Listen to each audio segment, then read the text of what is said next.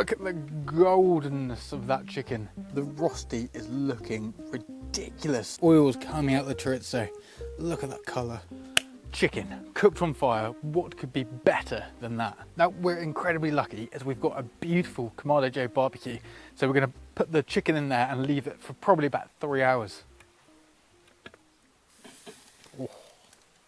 I should have probably told you what the final dish might be. So here is that information.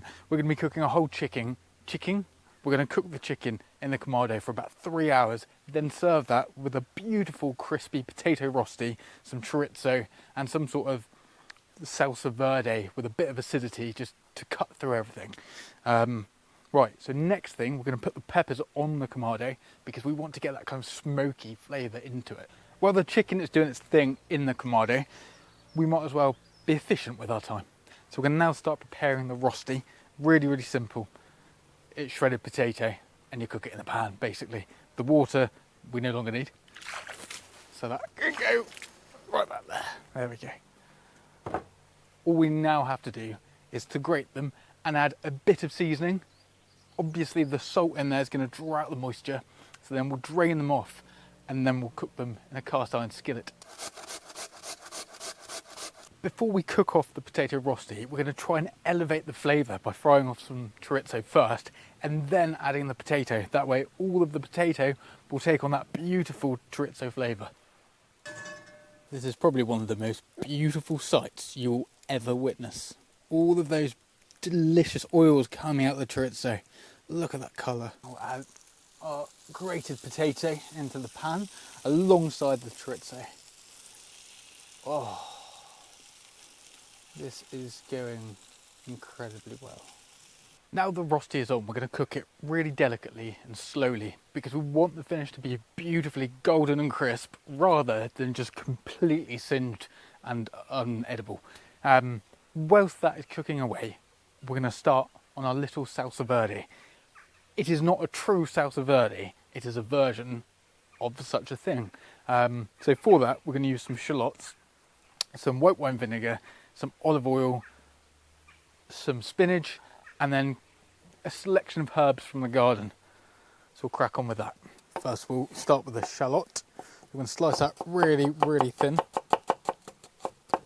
Then some spinach. This is really important when cutting herbs or spinach or any sort of leaf.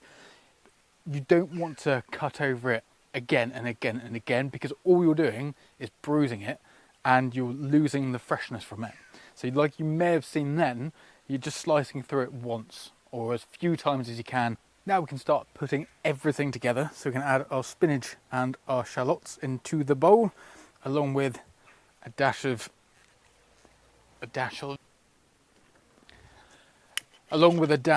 white wine vinegar. So it's similar to a dressing where you want about 3 parts oil and then 1 part anything with acidity in it. So lemon juice, white wine vinegar, anything like that. Now we've got that in there, we're going to add a touch of Cornish sea salt as well. Just like that.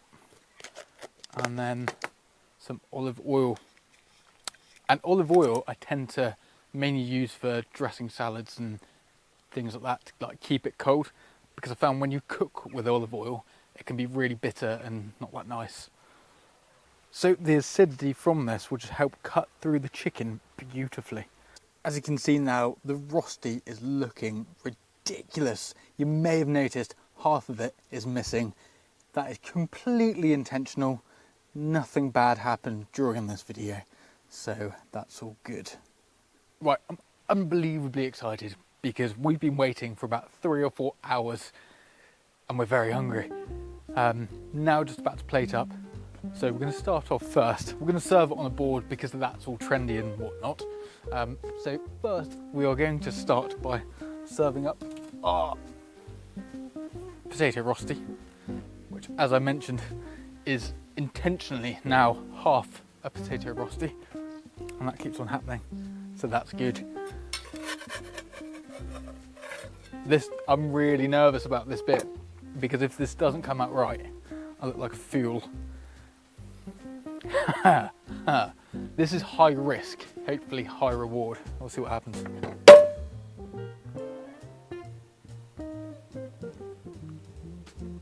There we go, nice. We have a beautiful, beautiful potato rosti. That's all nice and crisp. And then what we're going to do, you need to come and have a look at this because this is going to be exceptional.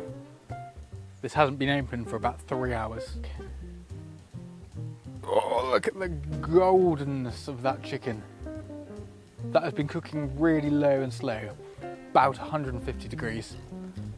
Oh, just ease. That's amazing. There we go.